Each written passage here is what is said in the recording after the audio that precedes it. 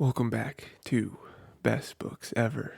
I'm Tyler, and today we're starting Hero of Ages, Part 1, first 13 chapters, including the prologue. Don't remember the prologue. Was there a prologue? Was there one? Oh, yeah, that what? No, maybe there wasn't. I don't know. First 13 chapters, we're covering Hero of Ages, getting into the final book here of this trilogy, not the final book ever made, ever. And yeah, lots of good stuff here. I think definitely a shorter part, just in terms of number of pages, but setting up a lot of good stuff. A lot of different struggles that each character is kind of dealing with, both like with something external, such as maybe someone like TenSoon, for something internal with someone like Sazed. Um, but yeah, lots of good stuff there. So let's start it. I just have a couple things at the beginning here, a couple of small things that I think we want to keep in mind. Um, Nothing too huge. Actually, not going to start with the end like we normally do. Isn't that crazy? But I just want to get a couple quick, like, almost like world things that are introduced to us. So we have the whole hemalurgy, hemalurgy, hemalurgy. We still don't know like the ins and outs of that. We do know it involves spikes. That's like obviously the main thing. Spikes somehow make inquisitors, gives them powers. We know that they aren't born with them because someone like Marsh is an inquisitor and he was only a seeker, but now he has all the powers. You know what I mean? So something to do with those spikes, and I think Vin does touch on it here, where each spike is made of something different. So we're assuming that, um,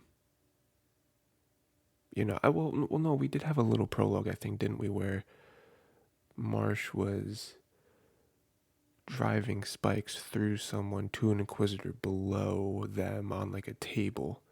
So again, I guess as of this point, we haven't had like the whole process spelled out for us. But we do have enough bits and pieces where we can kind of piece together what it is. Again, I don't think we know the significance of like the person, like like who do they have to get to drive the spikes through to then go into the Inquisitor? Like, what's the importance of them? I think that's kind of the missing piece that we don't know. But other than that, we know that process. We know, like I said, the spikes. Like Vin was pointing out that some of them were like pewter, some of them were steel. So we're assuming that kind of enhances those particular allomantic powers. Um, but that is seemingly the third and hopefully final art of, again, like different metallic powers with that ferrochemy and allomancy. And then the other like introduction to the whole power ring is electrum, the newest and the only thing, the only new metal that we learn of in this part, if there are any more. It's you know back with book one, it is very interesting to go back to, now that I'm reading them again, but also maybe you could be reading them for the first time, even, and us kind of going through them all in a row like this. Um, Looking back at book one and seeing how much we thought we knew, especially in character with someone like Kelsier, where it's like, oh, Kelsier is the teacher, right? Vin is the main character. Vin is kind of the one that you're seeing the story through the majority of the time. She is the most kind of main character we have in this story. Um, so we look at Kelsier as like, okay, well, he's teaching Vin, so he's kind of also the one who's telling us everything that we should know about the world and about the rules and all that stuff. There's usually at least one of those characters in every story. Um, Especially with something like this where there's like a friend group, there's always that one that's like, okay, well, here's the world, and they're kind of acting as the author almost, to be like, okay, well, here's this thing called allomancy, and here's what you need to know in order to understand the rest of this book, right? Happens in books, happens in movies, happens in everything, video games. So for him to be that character and tell us about allomancy and then be like, oh yeah, there's eight and then there's two and then as you know, since he's died, even his whole thing, the 11th metal, the fabled, you know, very mysterious 11th metal. It's like, oh, there's way more metals than even that. I think at this point we're up to at least two or three more. We're probably at like 15 or so, something like that. So it's like all these other metals that Kelsier didn't even know about when he was so hung up on this like magical 11th metal. And now we have something like Electrum, where it's like, man, what would he have done? you know, in the very short time that he's been dead, there's been so many new discoveries on allomancy, the thing that kind of defined him. But anyway, Electrum, they describe it as the poor man's atium. Um, Sometimes the metals are a little confusing. So with this one, I had to read back a couple times. So, okay, so my understanding is that Electrum does almost, which it's strange that they're saying it's an alloy of gold. Is that how they explained it? I don't know. All I know is that the way I understand Electrum is that to me it's the poor man's atium because it is almost the opposite of atium, which is weird because again, like it was paired so much with gold, and gold also tells like possible futures. That again, these weird ones, not like steel or tin or anything, where it's like these weird metals that do weird things are always kind of hard to wrap my head around. But Electrum is like, hey, we're just gonna show your opponent a bunch of random possibilities of what you could be doing. And so if they're burning atium, they should see the actual possibility, but it's going to be muddled by a bunch of fake ones. And so that basically counteracts atium. Now, I suppose it doesn't, it's not like a full counter to atium because they could just guess, you know, and like pick the right one, the right possible future. But it is basically the like, hey, you don't have atium, burn this. This is the best you got. This will at least hopefully help you survive. This will exponentially increase your survival rate. Um, so, but I think Vin said it was like an alloy of gold though, because gold also shows possible futures, but it's not like immediate. It's more like if you made this decision in life, you would have been this person. That's very strange. Um, some of these meta, especially those ones, are like oddly specific, where it's like, man, that metal really like specifically helps Vin defeat the Lord Ruler because she could be like, oh, you was Rashek, you could see it right there or something. So again, convenient is the word I was looking for. But yeah, we do have Electrum now, so we'll see if there's any other metals. Seemingly there's no rules anymore. There's just an endless number of of metals out there that burn and do things. Um, Another interesting thing to note is that with this whole like metal business, right? Like this world, which I don't think we know the name of this planet. You do eventually, again, for anyone out there that really enjoys this series and they want to read more, there is going to be, or there is currently a sequel series to this, Mistborn Era 2.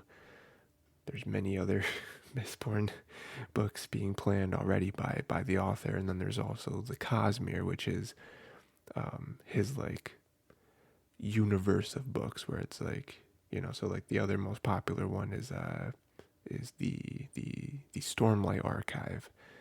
um I think that's actually his most popular series, but it's different characters, different planet, but it's the same universe and whatever. So we'll definitely check out some more of that in the future, though we don't want to do only Cosmere on this program. um Anyway, my point for that was that this like metal based planet, seemingly that's where they get all their powers from, is the metals on the planet. They can burn them for some reason and stuff.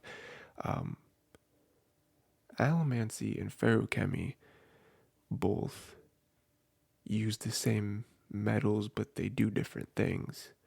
So I guess two things to kind of look out for. One, I wonder how feruchemy deals with these new metals, right? Like what can Sazed, for example, store in electrum or in Palladium, I think is the 11th metal, or any of the other ones where it's like, we haven't really seen that, I don't think. Because like, it's not always one to one. Like, I think pewter is pretty one to one, where it's like, oh, if you allomancy, you can burn it and you can, get stronger, faster, or whatever. And with feruchemy, you can get more muscles and what, so it's pretty one to one. But like with copper, it's like, oh, well, copper, you burn copper, and I think that's you can shield yourself from being seen burning metals. Whereas with feruchemy, copper is used to store information and like memories, right? Um, so yeah, that's kind of an interesting question. I never really thought about until reading it right now. And then also the third art, the more forbidden art, hemolurgy. How is that different? Like, is that more in line with feruchemy, more in line with allomancy? It's kind of a mix, you know. I mean, seemingly that is kind of an outlier because that's more like the process of making one, whereas feruchemy and allomancy is more like you already one. Here's how you use the metals. So next we will jump to the end because this is the rare episode where we didn't start with the end. We got Marsh. Speaking of the third forbidden art, Marsh is here. He's back. We see him again, and he is fighting for his life. I think the third book does a really good job of introducing ruin, which we know now is like the deepness, we suppose,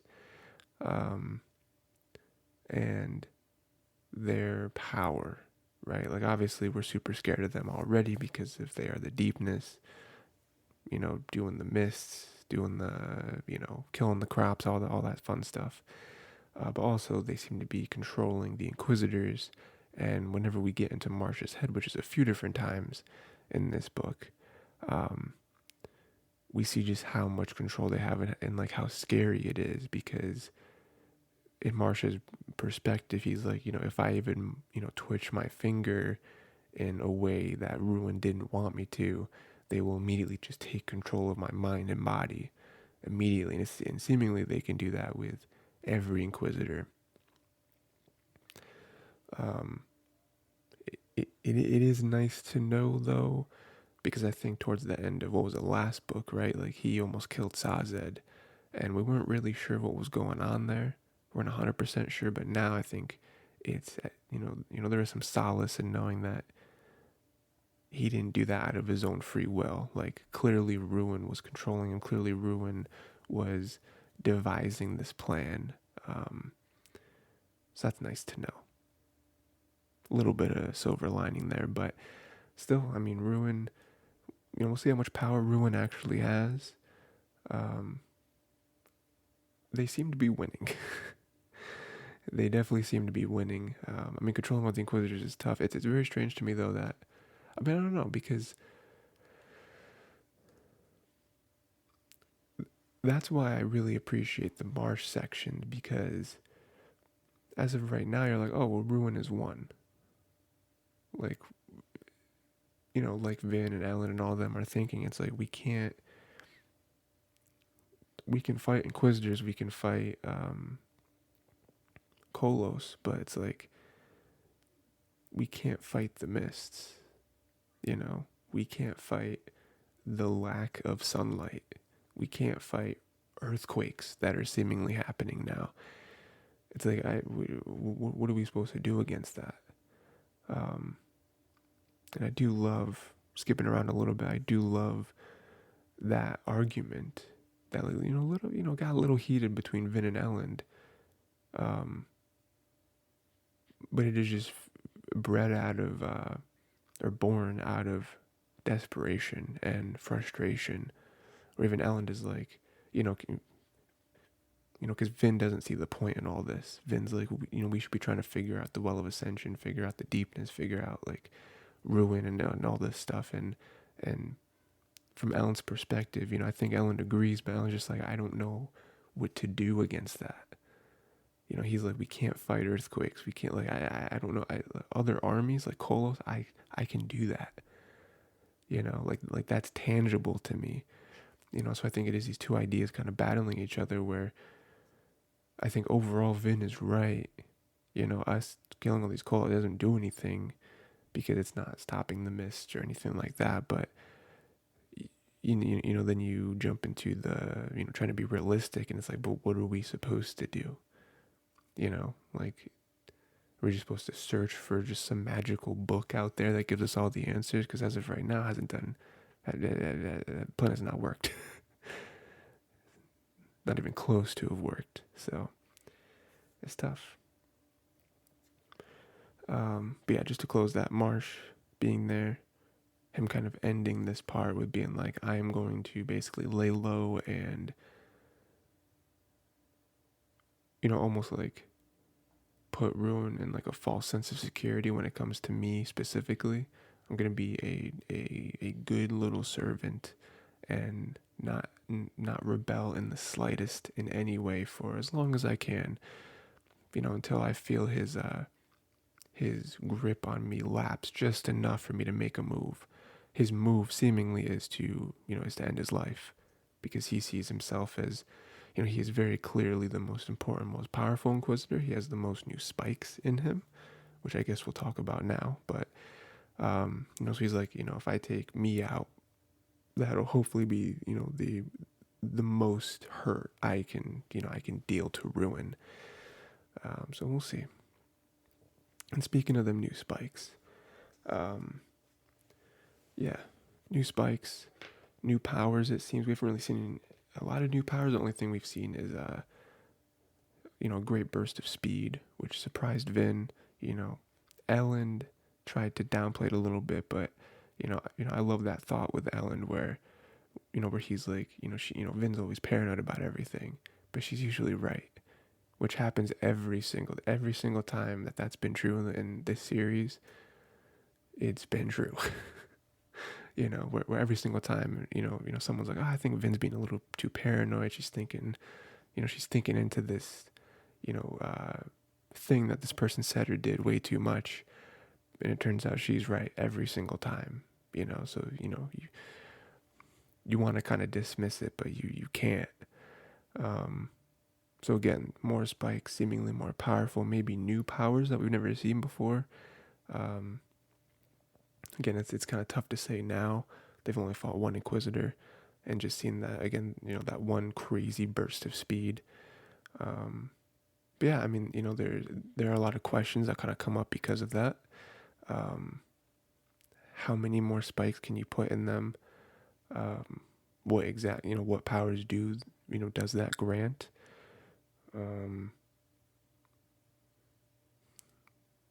What is Ruin's plan? I think that's something we'll probably come back to a few times, because that seemingly is the big bad of this book and this series. But you just kind of go back to the Lord Ruler, and it's like, I don't think at the end of the day we're gonna say, oh, the Lord Ruler was right, and they should have just kept the Lord Ruler. I don't think that's true, but you look up what the Lord Ruler's done, and it's like, he wasn't 100% evil down to every cell in his body. Like, he did a lot of things that was wrong morally. You definitely hurt a lot of people, especially the Ska, but like, he kept the world from being destroyed, which is more than Kelsier and his crew can say for them, because the world is ending, it seems. He did as much as he could with the time and power that he had. So yeah. So let's see. We talked about that Marsh, new spikes, new possibilities. Talked about that. Um,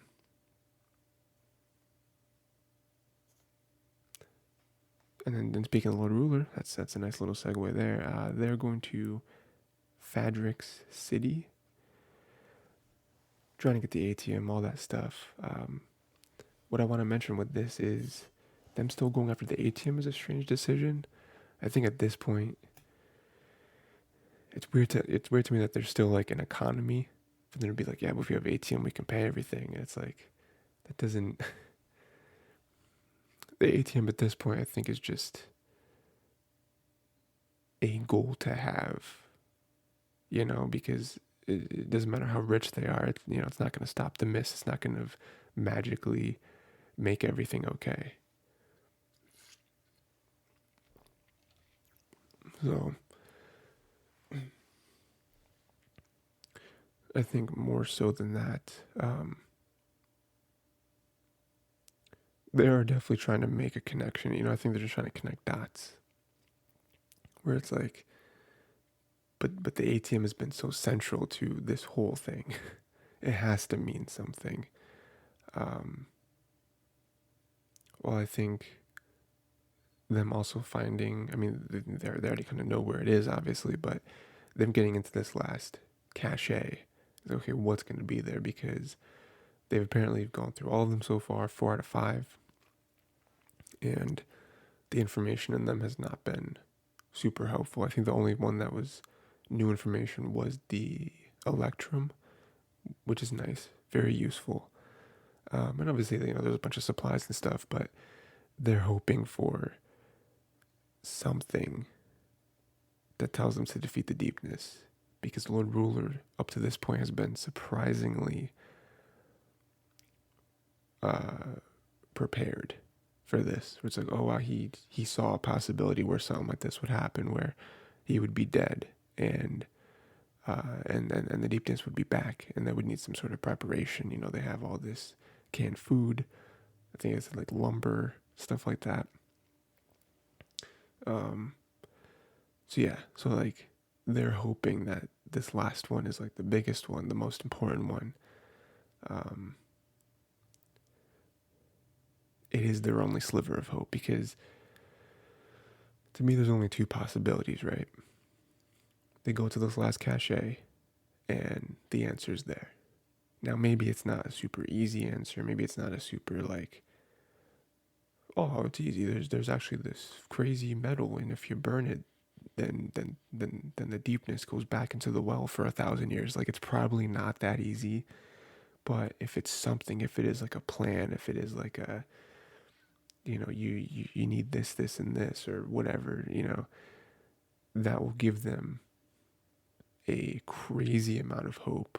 And I think they'll all kind of catch their second wind or their third wind or their 17th wind, whatever wind they're on at this point from just being in nonstop war. But it'll be something. It'll be a finish line. We have to get here, even if it sounds impossible, there is something now, The other possibility is there's nothing. It's just more information that they already knew, more food, whatever. And that's the end. That's the finish line. There's nothing. Figure it out. Because I do understand, especially Vin's frustration, right? Where she even said this, or she thought it or something, where she was like, with all of this, why do all of this? Why not have like, why isn't there like a book of instructions on how you beat the deepness? Because you did, or at least that's how all the stories go. That's that's how you got your powers. That's all that stuff. So it's like, why isn't there something out there? I mean, especially now that we know that things can be etched in metal and, they're not tampered with or whatever, obviously there's no books because Ruin would have changed them. But it's like, there's like, why leave all of these things? You know, we'll learn at the end of the book, or at the end of this part, that um, Ruin can hear everything except for your thoughts. Apparently, that was a little tiny section that was etched into the metal that just adds so much more, so much more complications because now it's like if you try to plan, like if Vin and Ellen try to plan something, Ruin can hear it and prepare for it. So like they have to like find a non-verbal, non-visual way of communicating with each other, which I don't think that exists, except for some sort of weird like metal telepathy. I don't think that's real though. So it just adds something else, you know. Which again, we just go back to, I don't know if we'll ever actually learn how the Lord Ruler beat the deepness, but beat Ruin seemingly. But like, however he did it, he is absolutely incredible because I right now I do not know a way that Vin and Alan can win. Unless there is some like weird cheat code that the Lord Ruler knows about that he will tell them. Because again, you're basically fighting nature, and that is very difficult. So you're not fighting an actual opponent; you're fighting some sort of force. You know.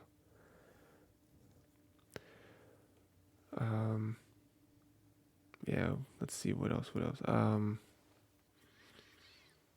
Other character stuff I mentioned it at the top, but we have TenSoon. He is with the Khandra. Just a little bit with him here. He has a trial.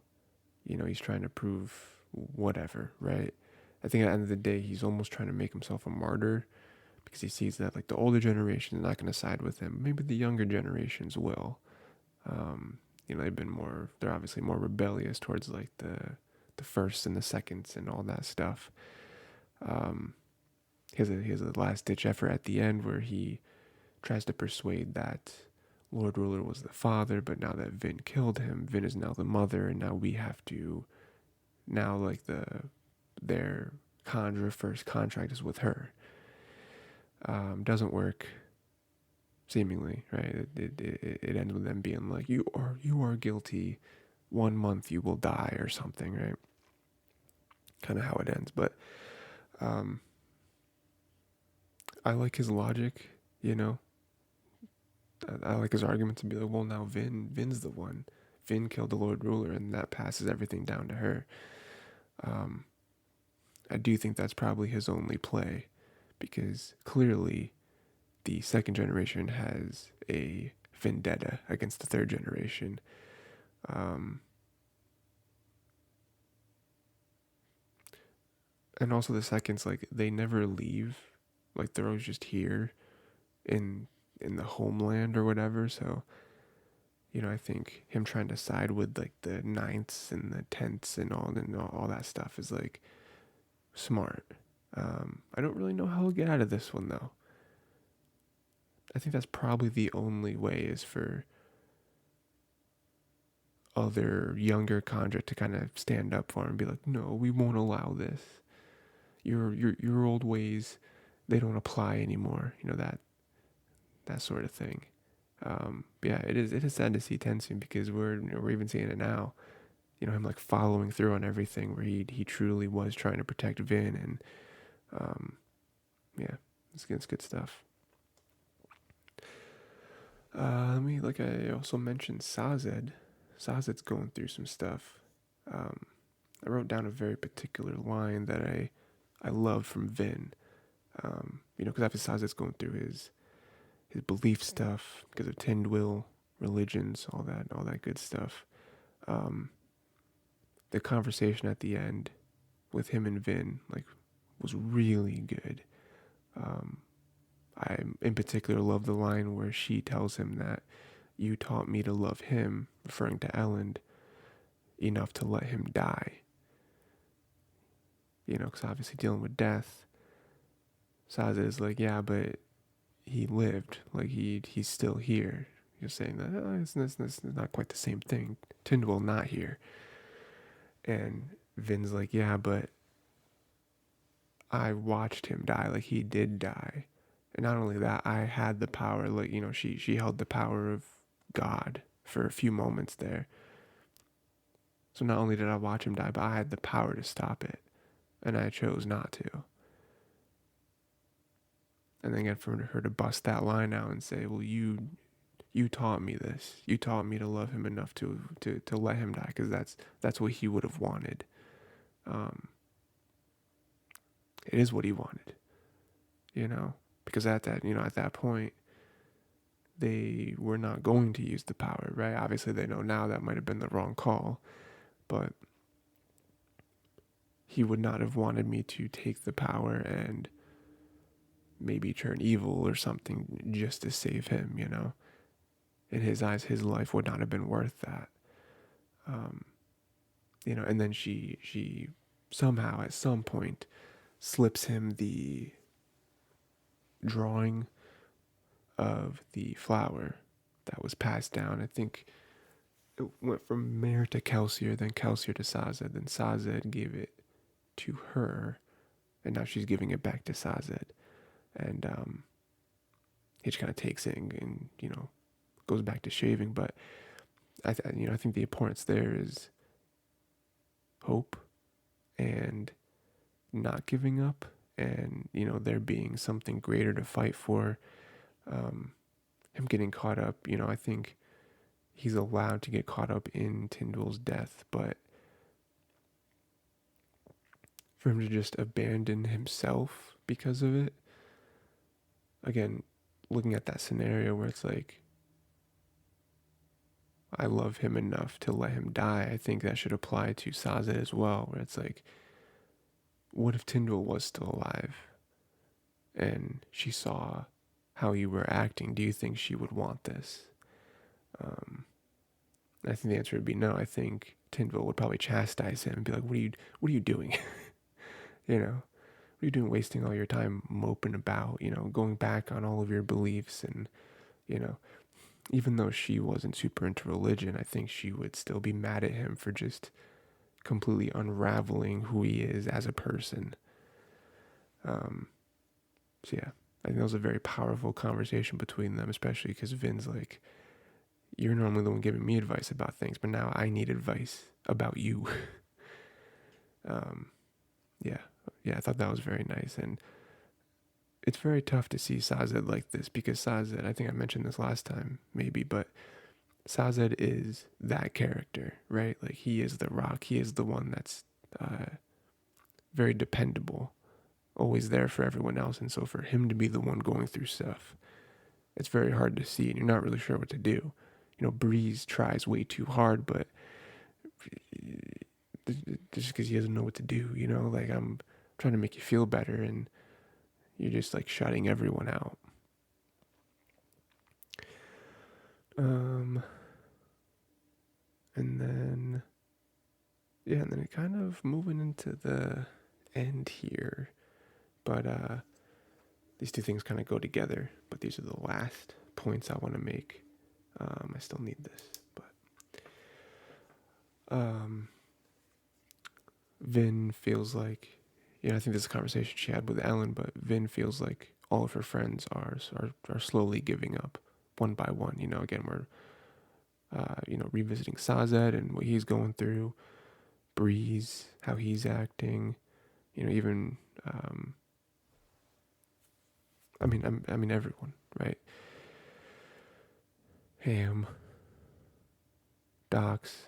I don't remember who's still alive, honestly. Docs is dead, isn't he? Yeah, right? Yeah. But yeah, just like everyone, they're not acting like themselves. They're all trying way too hard. But you can see how hollow their eyes are, right? Where it's like, oh no. This very jovial, very like laughing in the face of danger crew is not doing that anymore. It just goes to show how dire their situation is. Um, but then from Vin's perspective, that's really demoralizing for her because this is the crew that she's grown to know and grown to love as a family, and like really taught her what it means to love and to trust.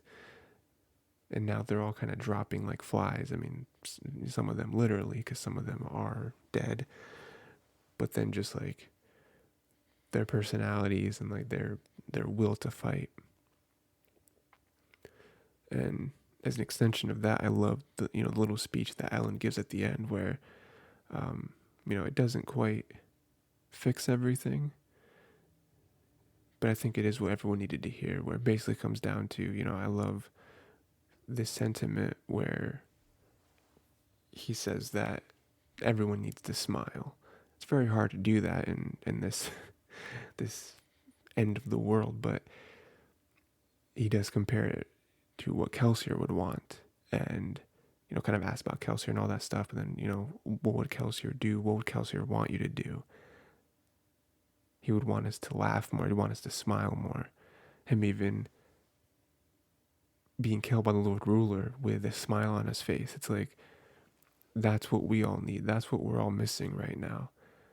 Even if you have to lie, even if you have to fake it, like, we all have to smile. We all have to be optimistic and upbeat as much as we can, because us kind of bickering with each other and like nipping at each other's heels, it's only bringing each other down. And so I like that as kind of an end to their part. Obviously, this part ends with Marsh, and he's kind of doing his thing, but for that to be the last that we hear of them in this part, trying to go into the next part being somewhat hopeful, like, hey, there is a way. You guys multiple times over have made the impossible possible, and yes, Kelsier was there maybe, but Kelsier handpicked this crew. Not only handpicked it, but handpicked it to win and survive post him. So it's tough. Again, I like the speech, I like the sentiment, but going into what the next part could bring, what the rest of the book could bring, it's very tough to see hope, because I mentioned it before, but like, what could they possibly do? How can they beat the deepness? How can they beat ruin? Again, it's not the Lord Ruler where it's like, oh, it's God, but like, they're here. It's like, this is just, you're basically fighting the mists. The most you can seemingly do is endure, and even that is getting harder and harder and harder. So I don't know. Again, it is a like twinge of light with seemingly a very very dour part. But I'd love to know what you guys think of, like, what your predictions are. Like, what could they do again, other than the Lord Ruler having some secret up his sleeve? I just don't know how they could win. Again, some like prophecy with the Hero of Ages or something. There's a magical weapon that the Hero of Ages wields and can cut through mists or something. Something magical or fantastical like that maybe. But I don't know that the book would go that route, or be like sword in the stone type stuff. I don't really think that's the kind of thing that would happen in this. But yeah, that's the first part. Again, really not too much, just a lot of setup and a lot of sadness. But yeah, first part, Hero of Ages. Next time, we're going to cover, got it right here, chapters 14 through 33. That's going to be part 2. And yeah, making our way through the book. Let me know what you thought of this first part, predictions for the next part, and I suppose that's it. Yeah, read more stuff, have a good time, and yeah, I hope our heroes can actually pull through, because this is not looking good.